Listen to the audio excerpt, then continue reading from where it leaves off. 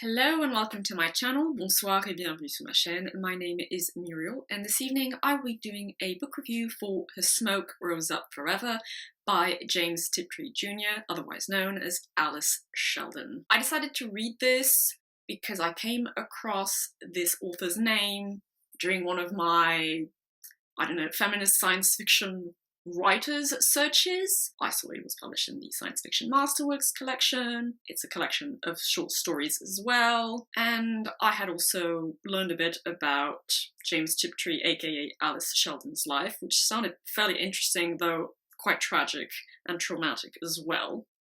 So yeah, there you have it. Forewarning, I didn't really enjoy this collection.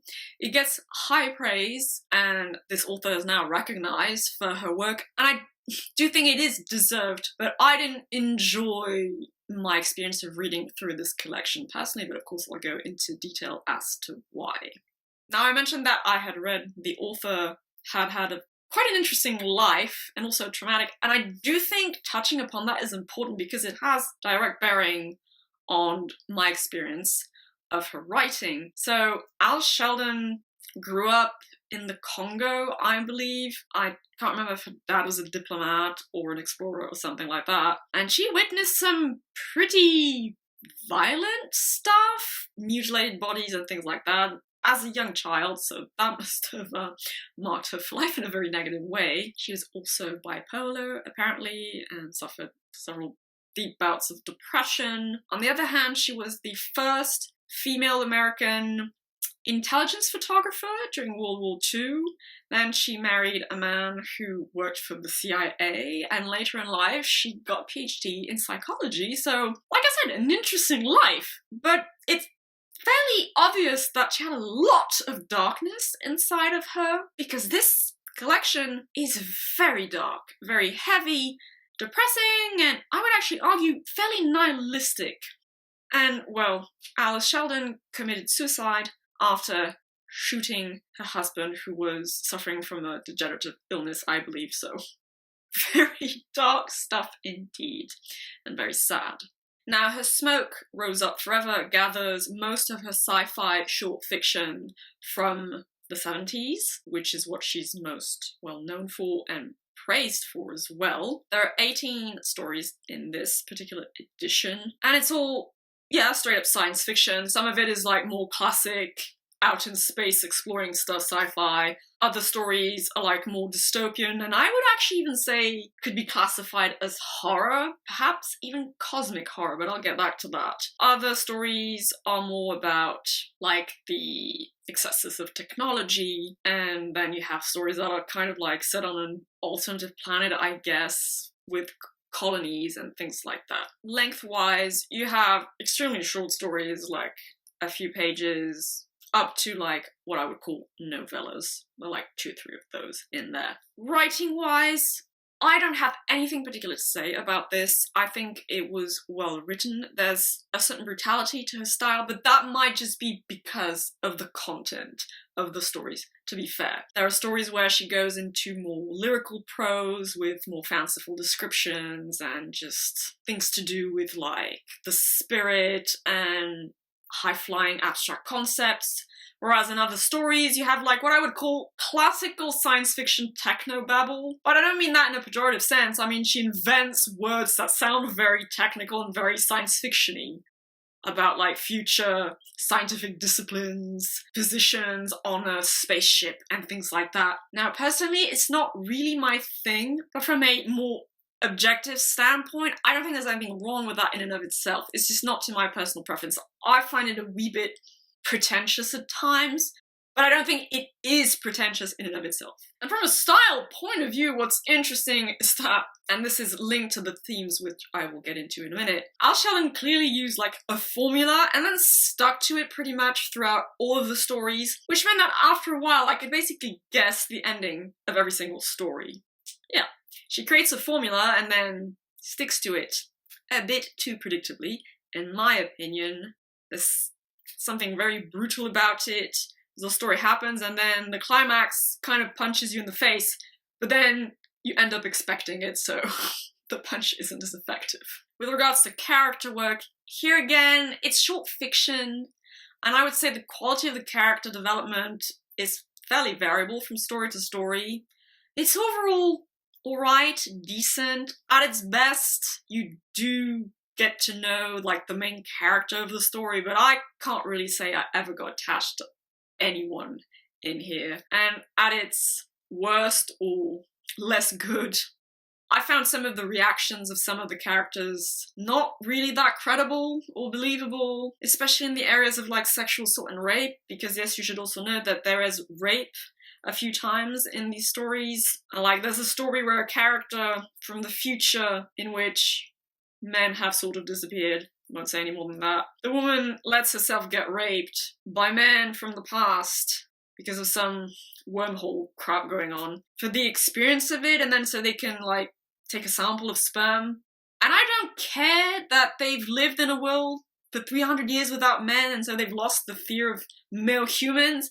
There's no way you just let yourself be raped like that and not be shocked a bit. It's still an intrusion of your body, and women can also rape one another, so I was like, what the hell is that? Come on, I don't buy this. But yeah, otherwise it was fine, just character work isn't what stuck out to me in this collection. World building wise, well, I mean, again, this is a short story collection, so I can't really go into much detail for any one of the stories. And here I'll repeat myself, it was good, decent overall. Some stories were more polished, obviously, especially with the novellas. Others were more superficial. Again, there's like an overarching template because of the themes she chose to explore in this collection. There are stories that resemble one another because of their setting in like space or on a spaceship. I mean, it basically worked for the medium that is the short story, is what I mean, I guess. Okay, but now let's get to the more interesting part, which is the themes. So, I'm not even joking when I say that the main theme of this collection is straight up sex and death. Good old Eros and Thanatos. I'm not even kidding. Like, it gets to a point where it's even a little bit heavy-handed in my opinion, because it's somehow worked into every single story. Maybe not every single one, but like 98% of them. There's something to do with sex and something to do with death. And guess what? Most of the stories end in death. Whether literal or metaphorical, death of an individual, the main character, or death of an entire species, humanity, a planet, a colony, things like that. Because, like, there's a story where a colony on presumably an alien planet gets threatened by ginormous alien crabs coming to land to mate and lay their eggs. Death and sex. You have a story where a spaceship is going out in space to find a new viable planet for humanity because Earth is overpopulated. And there's this whole metaphor going on that the spaceship is like, forgive me for being blunt and crude, but a penis head. And human beings are used by an alien organism as gametes to perpetuate some cosmic species that you never really find out what it is. But so human beings are gametes, the spaceship is a giant dickhead, and the people on the spaceship is ejaculate. I'm not even exaggerating here, that's literally the metaphor going on in that story. Or we have a story about human beings being exploited by aliens because they desperately want to fuck the aliens. For some reason, because sex with aliens is just so mind-blowing, which is, come on, it's kind of funny. Then of course you have like the more overtly feminist stories, which have to do with the violent sexuality of men, and on, and like even that alien spider story I mentioned, guess what the spider's trying to do? It grows up, and it finds a mate, and it's like a black widow. The mate ends up finishing its development and eats the male spider which was telling the story. Sex and death. Like, I'm not kidding with this.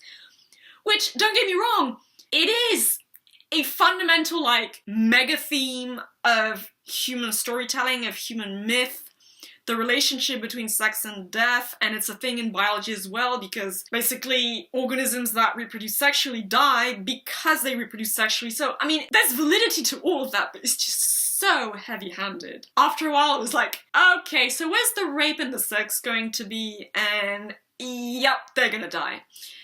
So, took the enjoyment out of it a wee bit, especially since the tone of it is so nihilistic, negative, and depressing. Which brings me to theme number 2, which is straight up nihilism, despair, and I would argue cosmic horror. One of the stories, which was my favourite, The Screwfly Solution, to me, read as a horror story. Horror sci-fi, but still horror primarily. Actually, the ending was creepy as hell, which is also why it was so good and so effective. But yeah, there's almost something cosmic horror-like to it, so not like Lovecraft with big monsters and shit, but since it's all about we're stupid, puny humans desperately trying to survive on a finite planet, and each time we come into contact with aliens, we want to screw them, and then it kills us, or we're being used by other aliens, and there's just an overarching sense of meaninglessness to everything. So yeah, cosmic horror, we're nothing in the grander scheme of things.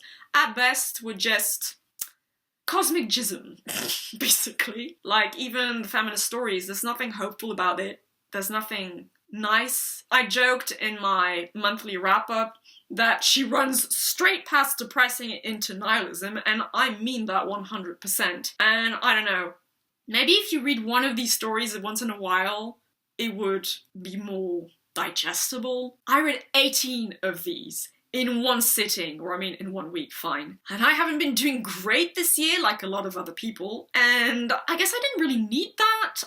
I was not in the right frame of mind, and I probably rated some of these stories a lot more harshly than I would have otherwise if I had read them in a more spaced out fashion. But anyway, so theme number 3, which is more limited to like a couple of stories. I would call it misanthropic ecology, or you could call it eschatological ecology. Human beings are parasites on planet Earth, and the only way to save Earth is to kill all humans. Which, don't get me wrong, there's some merit to that idea.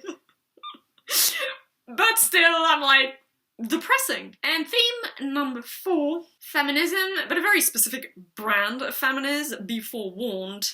It's radical / what I would actually call black pill feminism. So once again, she runs straight past radical feminism into black pill feminism. If you are lucky enough not to know what black pill feminism is, it's like the black pill, that thing to do with incels, but for females that are going off of feminist theory, i.e. they believe that patriarchy is a thing, but there's basically nothing to be done about it. Men are all evil, sexually violent monsters, and women are too stupid and weak-willed to fight back and do anything about it, so basically just kill yourself already. And I really don't mean to make that sound flippant because she actually committed suicide and shot her husband, but I mean, that's kind of how it reads. Which is very sad and nihilistic, like I said. And again, I'm not even exaggerating because there's a story called The Women Men Don't See, where a woman straight up says that women only have rights because men indulge them, and they can be taken away at any time, and women are too weak to do anything about it. And so her solution to that is to let herself and her daughter be abducted by aliens. Yay! So yeah, I didn't need that, nor did I want it. I can't really say I was disappointed or that this is a rant review because I wasn't quite sure what I was expecting going in. I guess I was on my toes a bit because I had read about Alice Sheldon's life and overall mental state throughout her life, so I was expecting some darkness, a wee bit of bleakness, but this is overwhelmingly bleak and depressing. There's nothing hopeful, there's nothing redeeming about human beings as a species or as individuals. Death is final, which, okay, fine, she was an atheist, that's her right. That's not, again, a problem in and of itself, but just within the context of everything else. It was like, well, yeah, you die, you become a speck of dust, everything is meaningless, abandon all hope, ye who enter here, basically. Which is a choice, sure. And again, it doesn't mean that this was badly written or that there's no literary merit to any of this, because that's not what I think. I'm just saying I didn't enjoy my experience, especially in the context of what is going on right now in the world, in the context of things that have happened in my personal life. I can take some darkness, but I mean, this is kind of overkill. So yeah, it was a fail for me. I rated most of these stories extremely low. The best one by far is the Screwflight Solution because it's very original. It is based on something scientific. It had a horror element that was very well executed. I don't really agree with like the cool message that male human sexuality is fundamentally predatory. I don't personally agree with that. I don't think it's borne out by the research, even if I am a feminist and believe in rape culture, but I don't believe that it's written in men's genes, is my point.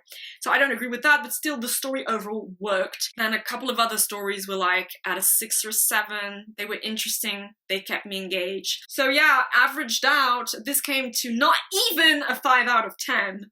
So this was a 2 stars out of 5 on Goodreads for me. I understand the respect this garners from the sci-fi community. It does deserve it, but I just couldn't get over the nihilism and also the black pill feminism and death and despair, and that just the ham-fisted way she just punched in the sex and death thematics. I mean, come on. 18 stories of that? I was sick of it by then. I was almost angry because it was like so repetitive in a way. Okay, they're gonna die. They died. I know how this is gonna end. They're gonna die. They died. So yeah, I will definitely not be checking anything else by Alice Sheldon. I acknowledge her place in the history of science fiction and even feminist science fiction, but she's just not for me. And that concludes my review of Her Smoke Rose Up Forever by James Tiptree Jr., also known as Alice Sheldon. It was not my cup of tea, to say the least. But anyway, if you've read this collection, please share your thoughts down in the comments below. And in the meantime, I hope you will have a lovely day, evening, morning, whichever you prefer, and I shall see you in the next video. Bye-bye.